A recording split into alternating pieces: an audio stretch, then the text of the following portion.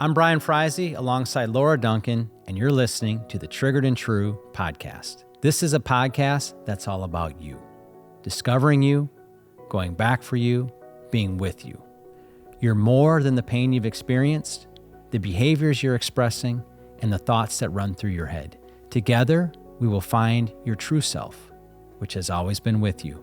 It's just been covered up. Tune in as we show you how to feel your pain, get comfort, and go play as you return to you. It's time to transform from triggered to true.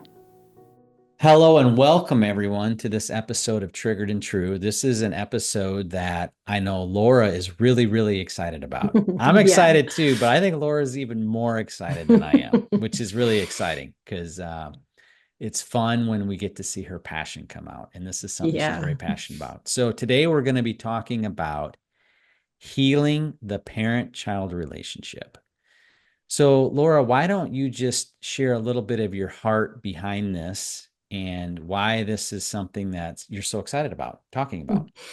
Yeah, I just feel like, and I think we'll both talk a little bit about our experience with this, but for my personal experience, I've just seen a lot of people, clients that I work with, whether that be the parent or the adult child, really struggling to figure out boundaries, to figure out how to have a relationship. And sadly, many people just decide it's just too hard, too painful to have a parent be part of their life anymore, to have a child be part of their life anymore. And a lot of times people decide to cut that person out of their life for probably very valid reasons. But then you see kind of ramifications of then when that child has a child, now they are not able to be grandparents because they parent differently, and they're not able to be in each other's lives because of this pain, because of this ultimate child pain. And I just have a heart, a passion for parents and children to be able to reconcile some of these triggers that have really blindsided the relationship that they have. And I would really love to see just that healed, and not just fixed in a better relationship, but healed on that childhood level. Yeah, and I think it's not only that there's the trigger there's the reality that the parent was not able to provide something the child Yes, needed. very real. So And that's either, very real, right? yes, was not able to meet needs and or abused or hurt, or there's so many different ways that there's pain between child and parent. Yeah, and it doesn't have to be this really big, like when we think about physical abuse or things that Yeah, are illegal. exactly. There's those things, which is true and very valid, but a lot of this is not that. It's Yeah, just that my parents didn't do anything illegal, but yet, but hey, they did didn't things, accept me. They didn't. exactly. They Yes. they weren't able to fully accept my personality. They didn't hear me. They didn't see me. Yeah. Yeah. And I feel like that emotional neglect in childhood, because that's ultimately what it is, really creates a distance between parent and child, not even just now as adults, but throughout their childhood and throughout their lives. Well, and the other cool thing about this, though, is this connects us all in humanity because every single person has this. No Yep. one's Every parent. single Yeah, person. Yep. every single person on the planet. Doesn't matter Yep. if you grew up Leave It to Beaver home or your parents were in and out of jail. Yeah. Every single person, maybe the Leave It to Beaver home is actually worse because All because this suppression of emotions. it's so whitewashed. Like Yes, it's so not exactly. real. Whereas the jail one was like it was raw and it was real, It was real, like exactly. there's no whitewashing being in prison. But the reality is this connects us all as in humanity because this isn't just Exactly. certain people had this issue. We all Yep. had this issue. Every single person does. And that's what's sad about it is we're all in our own pain, caves, and we're isolated and we're alone because we're all experiencing pain, whether we're the parent or the child. We've also been the child, and eventually the child is going to be the parent as well. So it's Yeah. like no matter what, we're already experiencing it. And then another thing I saw was, how we swing the pendulum. I'm not going to have my parent in my life because I don't like how they raised me. So now I'm going to raise my child completely differently Yeah. in order to feel like he's safe, I can be okay because I'm going to do it different. And that's sad also because we end up parenting as in a defensive mode versus an offensive mode because we're just trying to make sure we don't do what our parents did to us. And creates a codependency with our children, which is very Exactly. unhealthy. Yeah. Yes, exactly. And Yeah. so, yeah, so it's just, on my heart, definitely that people would be able to reconcile and not even to reconcile relationship. Like my goal isn't necessarily then all people are going to come back into relationship, but to be able to at least heal the haunting that comes with it, Yeah. the shame that comes with it as a parent and the pain that they experience from their parents, and then that child's pain and disconnection. I think it's also important to mention at the beginning here that this healing process we're talking about in this great coming together to some aspect of this parent-child relationship is not dependent on your parent being alive. No, and that's a really good thing to clarify because even if your parent isn't alive, you might still need to heal from that relationship. Not might, you still need to heal from that relationship, Absolutely. whether they're on earth or not. Whether you have a relationship with them or not is still not necessarily the outcome, whether they're alive or they're not alive. It's a healing that relationship. Yep. And that's also encouraging because even if your parent is alive, but let's just say they don't want to get help and they don't want to heal and they don't want to go through this process themselves, your healing is not contingent on your parent's healing. And for the parent, your healing is not contingent on your child healing. Yeah.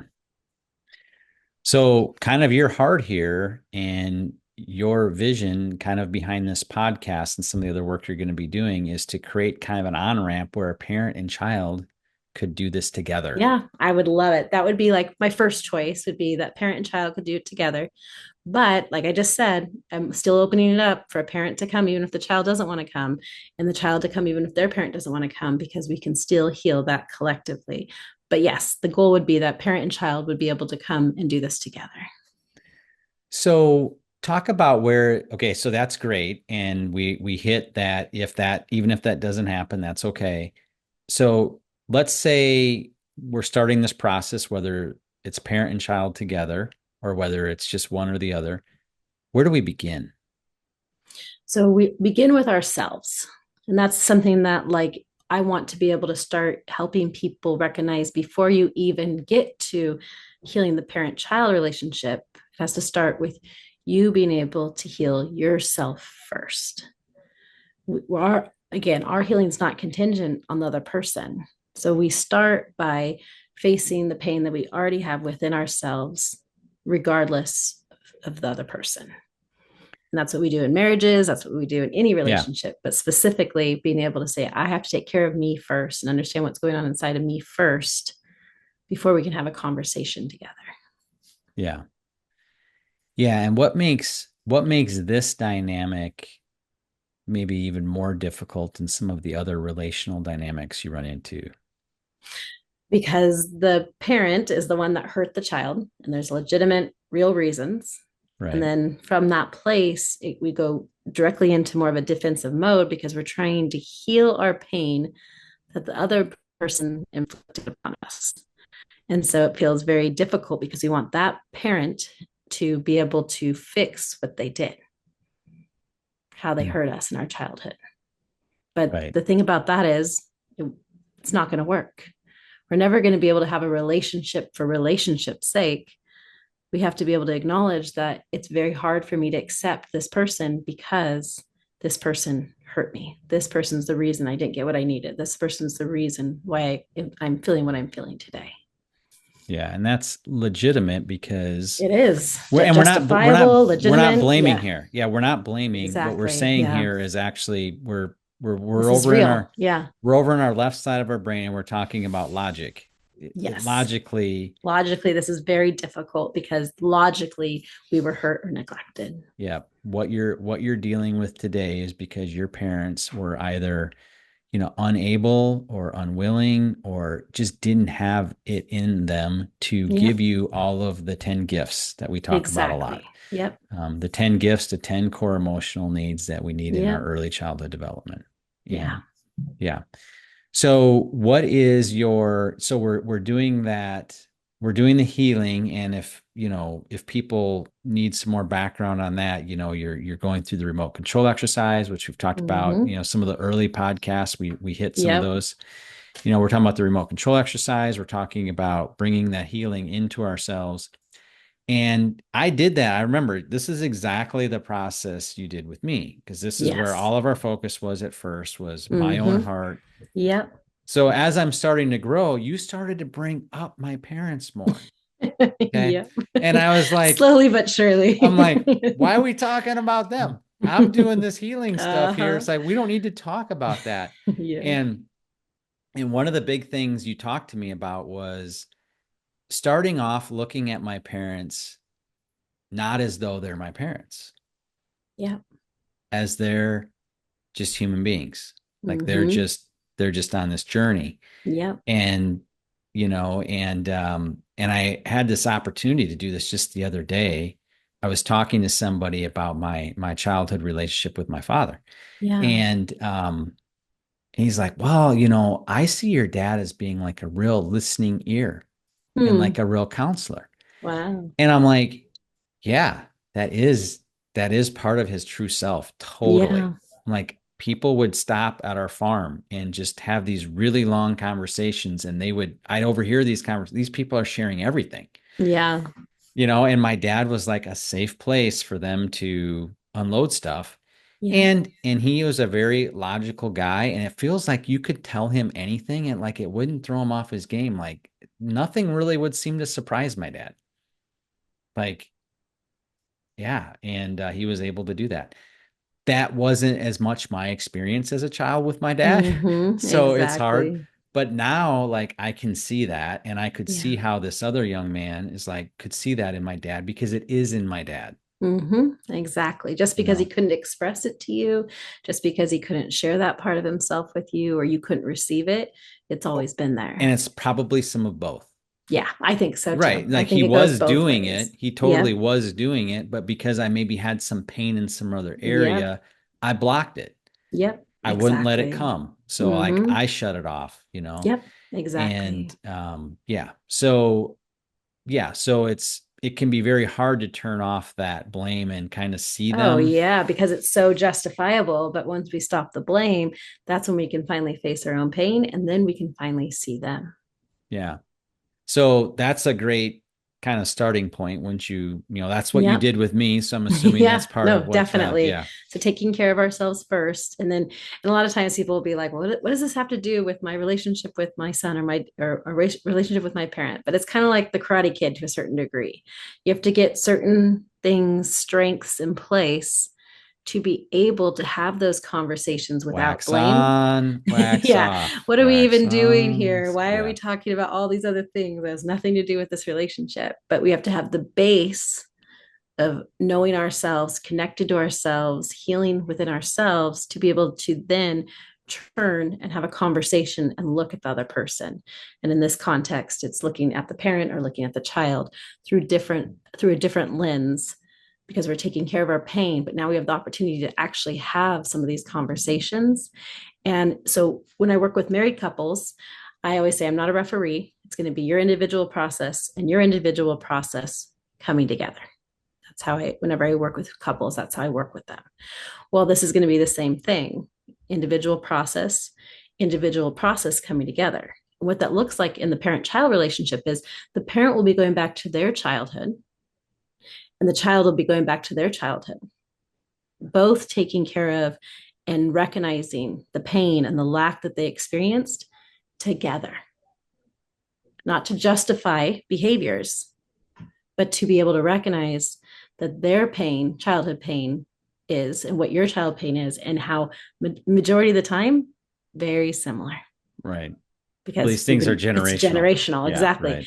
Their parents raised them that way. They raised us that way. We'll raise our kids that way because it's part of our coding. And until that coding is infused with the gifts and infused with the things that we need in early childhood development, both for the child and for the parent, we'll never actually be able to see each other. Hmm. And Yeah. it creates a compassion in our hearts to recognize the humanity part, like you're talking about, and also the humanity part as a child. We're both children. Because if you really think about it, when a parent was raising a child and they got triggered by the child, so let's just say a child's throwing a fit, 5 years old, throwing a fit, and the parent gets super upset and super angry and lashes out and is, extreme with the child. The child feels hurt and has always remembered that. And they're bringing it to the table now.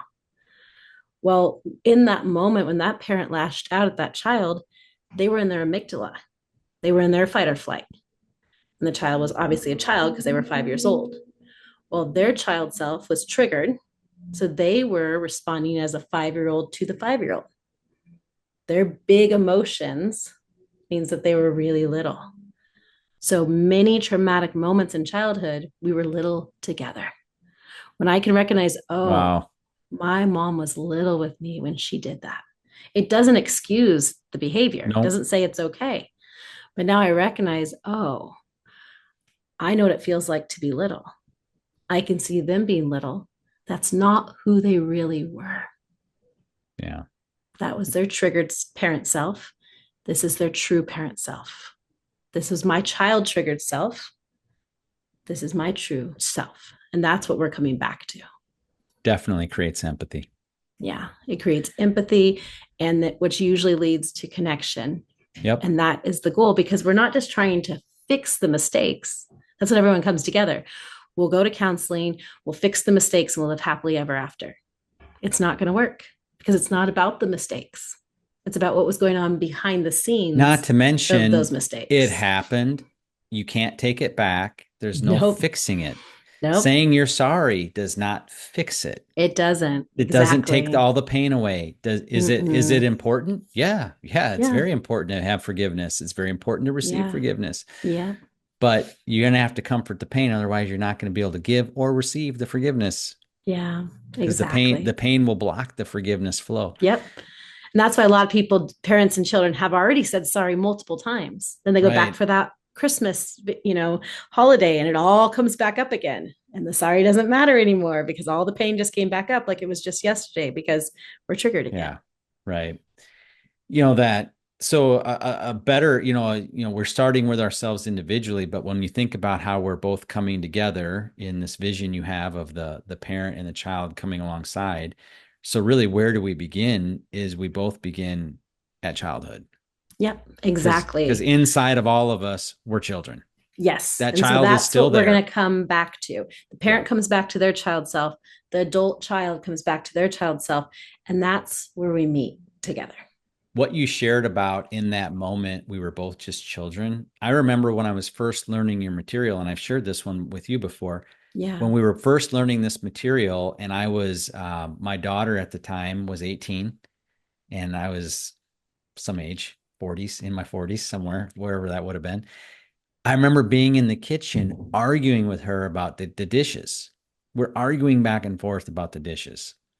And in that moment, I remembered what you taught me, and I'm like, oh my gosh, it's 2 5-year-olds in the kitchen arguing. Yeah. We're not our ages. We are 2 5-year-olds arguing in the kitchen.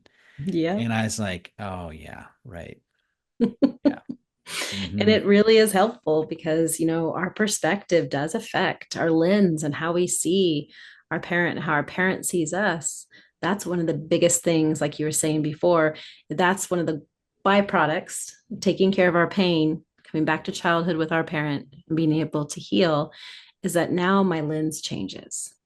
Now I can see things differently. I can see behaviors differently. I can see who people are differently. We can see who they really are now. And I think that is really the primary goal, is to actually come home to ourselves, but also to come home to the other person, because they were our home.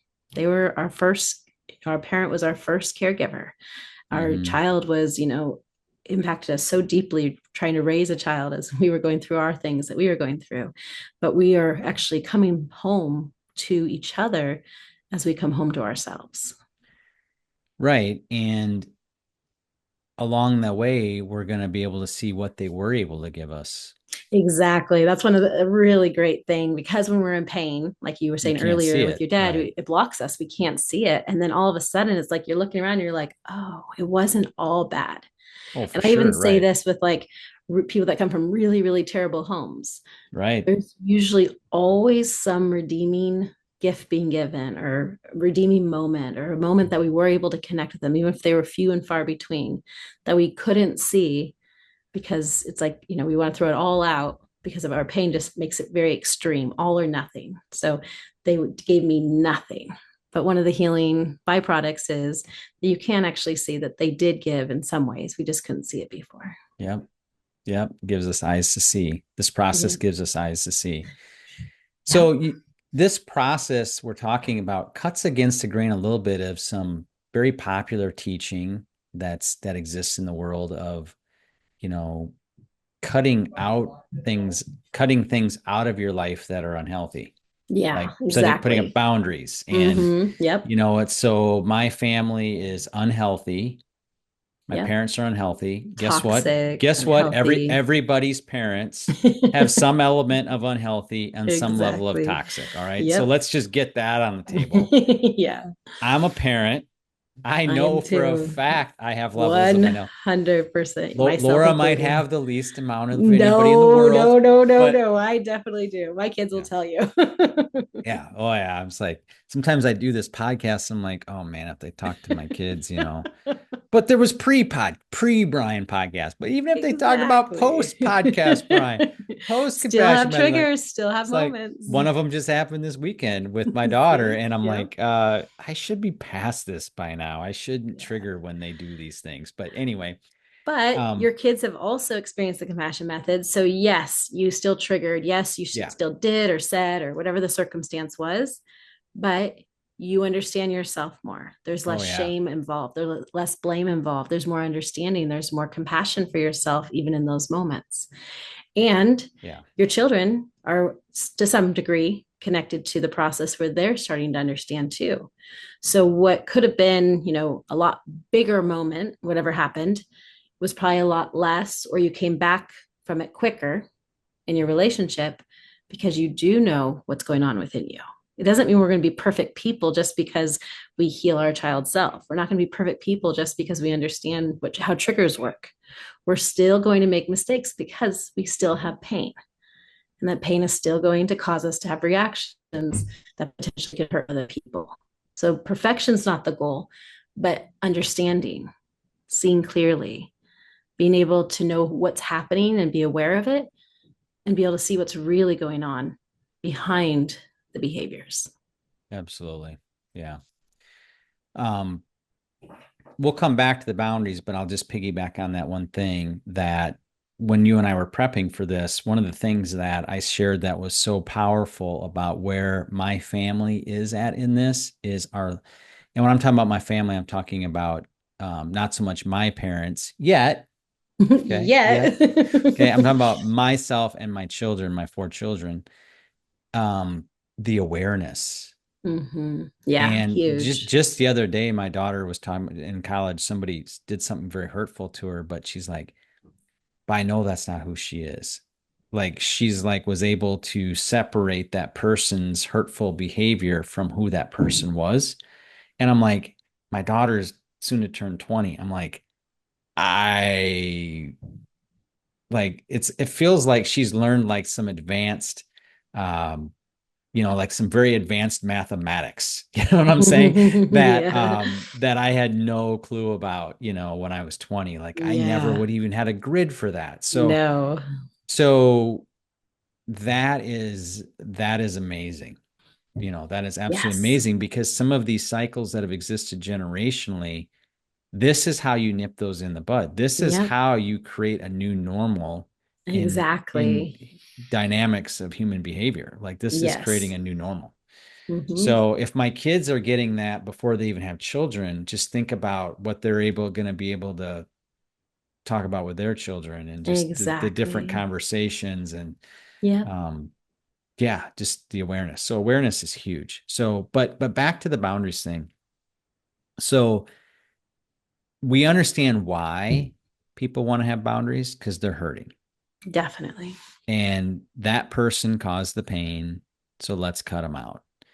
So I think especially both of you and I have experienced this, especially in Christianity, where maybe someone grew up in a home where it wasn't a very faith-based home and it was very Yeah. rough around the Yep. edges. And there's a lot of Yeah. that. Someone becomes a Christian and then all of a sudden like, oh no, they're, Hmm. that's bad. That's bad environment. That's bad, whatever. So let's just cut them Yeah. out. And we recognize, and I think sometimes people hear your teaching and they're like, well, what do you mean? I'm supposed to just become like a doormat for people, or I'm supposed to Yeah, not have any boundaries and just throw them? kind of Yeah, like let whatever happen happen. no. So you do a really great job explaining this, but I'm going to tee it up. Explain the difference between a defensive boundary and an offensive boundary. Yes. Because one of those you're all about, and Yep, one exactly. of them we want to address. So go ahead. Yeah, exactly. So to summarize it very simply, a defensive boundary comes from my trigger brain as a reaction to my pain. An offensive boundary comes from my true self, and it comes from caring for myself and deciding that something is hurtful or not okay for me. And so my true self temporarily will say it's too much for us. So we'll put a temporary boundary up until I can become more and more of who I am in this situation through compassion and receiving my needs and connection to true self. And then I like to say this, I become my own boundary. When I'm connected to my true self, I can prefer not to be with someone. I can say yes or no, depending upon what it looks like to take care of myself. But my boundary is not against that person, not against my parent. That boundary is for me. A true self boundary will always be for you and not against another. A triggered boundary will always be against another, and it doesn't take care of ourselves. I like what you said about one's coming from a triggered place. Like, oh Yeah. my God, the sky is falling. I gotta cut them out because I can't Yeah. survive if they're in my life. Whereas the other one's coming from your true self, where the end result might be the same. It could be. This It doesn't could always be. mean that we're going to be in a Exactly. relationship with them. My true Right. self could say, I don't prefer to be in a Right. relationship with them, but I'm Yeah. not in a Or wound. it I'm might not really, right. blaming. Or it Yeah. might really be that unhealthy, like, Yeah, or exactly. dangerous, Yes. or No, they're doing criminal exactly. And I could activity or choose not to do it. whatever. But this is the difference. If you make a boundary from your true self, the other person's not a villain. Correct. Their Yeah. behavior was unhealthy, unsafe, and I chose not to put myself or my family around it, not because of them being a villain, because they're so wrong and so unhealthy and so toxic and bad, but because I want to experience things differently. I don't feel strong enough to know how to have that conversation. I, it's always comes back to us. And when it comes back to us, it becomes a choice. Because really, if I'm going to trigger and I get rid of a person in my life, it's not really a choice. It feels like a choice, but it's not really, because a Yeah. true choice is I could keep them in my life or not keep them in my Right. life, but I'm choosing. And I can be okay either way. Exactly. And I'm choosing from a clear mind, from a tender heart, from being at peace. Yeah. And I don't want to be around that behavior. But it's not, I'm not mad at that person. I choose it for me. Yeah. And there's a huge difference in that versus they're a villain. They did all these things to me. I'm reacting from my pain.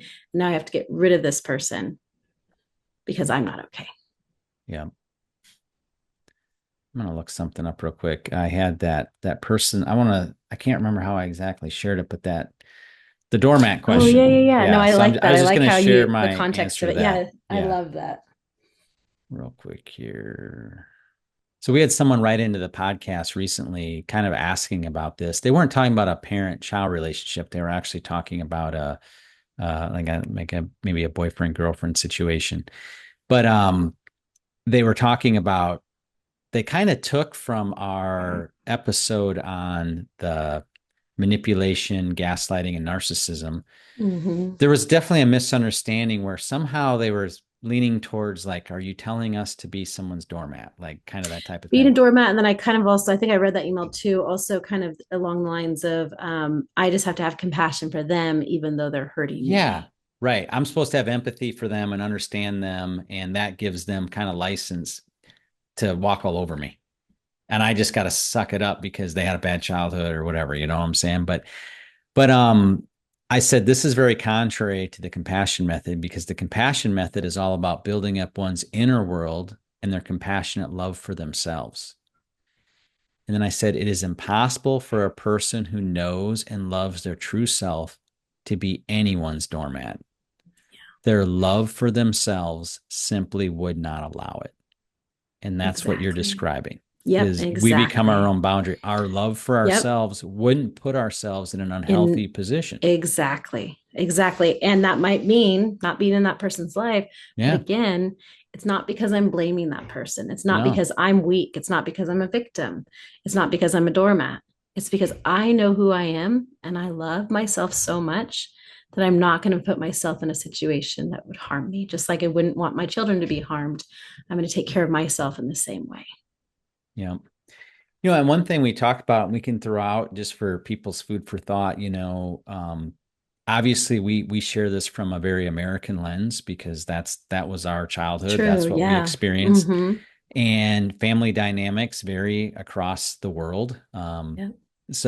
But even in America, I think there is a bit of a difference between maybe the rural versus Oh, urban. yeah. Yeah, definitely. So, like in rural areas, I definitely live in more of a rural area. So, I would say that there's a lot of pressure to definitely in small towns to maintain family relationship. So, it might be the opposite of putting up defensive boundaries where you throw yourself under the bus to stay. Yeah. You Like, oh have my to be in God, relationship with family. You don't have a it's Sunday choice. afternoon. We got to go here. We got to do Even though this. We we got to hate do it, we that. don't want to There's be there. We have every to. Christmas we go here or whatever, Yep. And whereas maybe in an urban setting, people have left some of their family and, Hmm. they've done more of the cut off completely type thing. Yeah. But But either, either way, it's the same either thing. way, it's the same thing. It's what we're talking about. Like, hey, we're teaching you how you can go to that family Christmas that you traditionally hate. We're teaching you how to go and be okay. Yep. I mean, you could actually find good in it because you're not being triggered by the Right. things that used to trigger you. Yeah. And we also talked about in-laws. Yep, exactly. Yeah, so we have pain connected to our parents, but how do our in-laws kind of like for those that are Hmm. married and have, in-laws, Yeah, how because does it's not that come into always the your mix? parents. You could have a great relationship with your parents, but not be able to want to be around or have big boundaries against your in-laws. Well, it's similar to what you just said in a different context with the cultural differences. So every family has their own family culture, for with their own, pains and their own lack, but also their own things that they do well in. Every single family does. But one of the big things that we get triggered in when we have in-laws is they're different because they are. They have a different family culture than us. Even if we were raised similarly, we still have Hmm. differences in our family culture. Differences trigger us. So we end up blaming that person for what they did based on my trigger that they handle things differently. Not always wrong or bad, just Hmm. differently. Hmm. And that causes reactions and triggers with us that makes us feel like they're the villain in the story because we don't understand the differences. Yeah. Well, I think another big thing why it comes up, and this is going to be kind of the last thing we hit on in this, is codependency. Definitely, for sure. So very often we have a scenario where an in-law has a codependent relationship even well into adulthood with their child. Yep. Yeah, I would dare to say that there's probably some element of that always.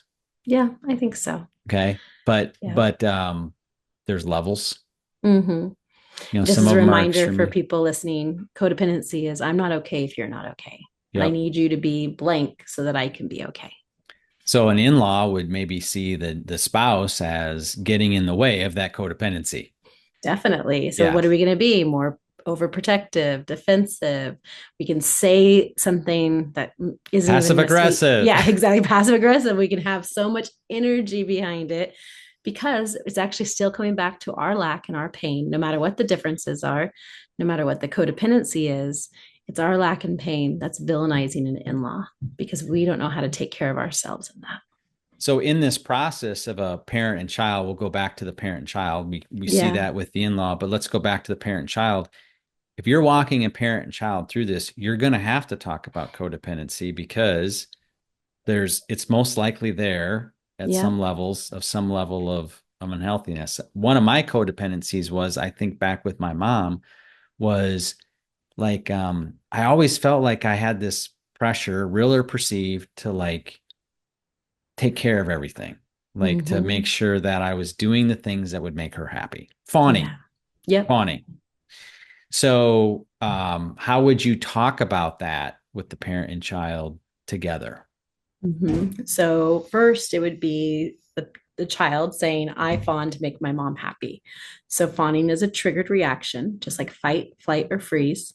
So we would want to be able to go through the remote control exercise, come back to the lack, be able to get that person feeling full, so they don't need to fawn in order to have relationship and connection even as an adult, because we still continue those habits of fawning even as an adult. So working with a child and a parent could be difficult because the child could start fawning to try to make the parent happy, even in the context of getting help with the relationship. So you first They have to might take be care of there. They might be there at a session with you for that reason. exactly, because they're actually Right. fawning because they want the other Because person to this will be make mom okay. happy if I go do this. I'm gonna go do Exactly. it, Very common. And or so, dad yep. too. Yeah. And then we will also, this is the beauty of it. This is why I want to do this so much. So, okay, so I recognize I'm fawning. I take care of my wound. I take care of my unmet need. I feel more full. I come into the situation. I don't feel a need to fawn as much. But now the parent gets to connect to their childhood of of why they needed you to be good, to do the right thing, for them to be okay. What was their connection and relationship within themselves What were they feeling? What exactly when soft you were emotions? fawning? Sad, scared, Yes, lonely. What exactly, were they feeling? because the fawning was connected to a trigger in the parent. All of our triggers are actually connected to each other. So you fawn to make her happy because I'm just going to say, like, imagining, like, because she was scared that she didn't want you to not do the things you were supposed to do to turn out the way that she wanted you to turn out. Let's just say that as an example. So has a high expectation because she's scared, because she actually doesn't feel confident in raising you. But you feel this franticness in her that you feel like you want to make okay by fawning. So you fawn to her scared, and her scared triggers your fawning because our triggers are actually working together. But if I can take care of the wound and the pain behind it, now all of a sudden, not only do I get to take care of my fawning and what that meant to me and why I chose to react in that way, but now I get to see, no wonder, because they were in this trigger and I was in this trigger because of our childhoods and our pain. There's more to my story, and there's more to Yep. theirs. Yeah. And because the parent raised the child, and the child, like you guys were raised together, the child wasn't raised with their parent growing up, like, we weren't siblings, we were parent and child. Hmm. So the child doesn't really know what the parent went through, Right. and culturally it wasn't acceptable to go through emotional health processes during that time, so the parent usually doesn't know what's going on with them either. They don't know what's so going it's, on inside of them. No so way. it's this Yeah. mystery that's being Unpacked. fueled. Yeah, exactly. That it's this mystery that's been originally fueled by our pain. But now, as I take care of my pain, this mystery is going to be fueled by curiosity. I'm curious why they controlled me so much. I wonder what was going on. And Hmm. it's not to ignore your pain or anything that you went through. It's from a place of fullness. When I'm not hungry anymore for love and I'm full, I can look with curiosity to say, I wonder why. And when you start to see their childhood pain behind it, it helps us see things completely different, in a way of like, I get it. It wasn't about me. Hmm. It was about what was going on here. And I believe that it brings even a stronger closure to our childhood pain when we're able to recognize what was going on in the whole story. Oh yeah. Yeah. No, that's really good. So to kind of wrap ourselves up today, Laura, you have a heart. You're going to be creating resources, Yes. and definitely you can check out lauraduncan.com and find these resources. But you're going to be creating resources to speak specifically to And you're going to design resources specifically meant for a parent and child to grab those Yep. resources and go through this process together. Yes, exactly. That is in the horizon. And this podcast is kind of like the precursor It's a to what kickoff. we're going to be doing. Yeah. So, Yeah. listening to this podcast, you're able to connect more with the heart behind the compassion method, which is so important because, like I said before, coming together to heal a relationship between a child and a parent is not a time to referee. It's not about who's right. It's not about who's wrong. It's about who the child is and it's about who the parent is and coming together in that. And going back to both of them's 5-year-old selves. Exactly. Yes. And being able to watch that firsthand to be able to say, no wonder I Yeah. see it. I didn't get it before because I couldn't see it, but now I see it. And it Yeah. doesn't make it go away and it doesn't excuse things that happen. But with that understanding comes the ability to be able to say, it wasn't about me. Those were Mm-hmm. triggers. Yep. Yep. That's awesome. So yeah, so everyone be looking for those resources. And again, you can check out Laura's website, lauraduncan.com. Yep. We'll have all the information on there And and if you're we're not signed excited up to do it. for Laura's emails, you can sign up for all that there. You can get signed up for all of Yep. Laura's social media feeds, and you can see everything that Laura has in the works. Yep. So, And you can start that journey now, whether you're the parent or the child listening to this podcast right now. Buy the course or listen to the podcast with a workbook. We have a workbook on Amazon. Do the podcast with the workbook or get the course. Start working on you now because you can heal the relationship even if you're not connected to your child or your parent in this moment.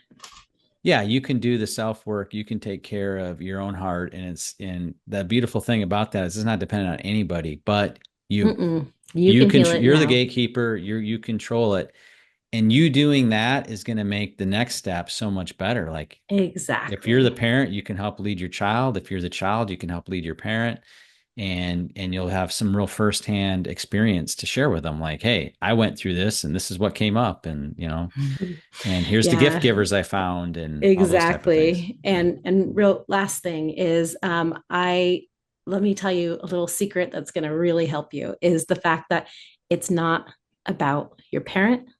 If you're the child listening right now, and if you're the parent listening, it's not about your child. It's not about them changing or them getting fixed or them getting healthy. It's about you first. And that at Spot. first feels very hard to accept, but then it's actually empowering because I can be okay and I can be full and healed regardless of my child or regardless of my parent. Absolutely. Yeah. Great stuff. Well, thank you everyone for listening, and we look forward to next time. Bye bye.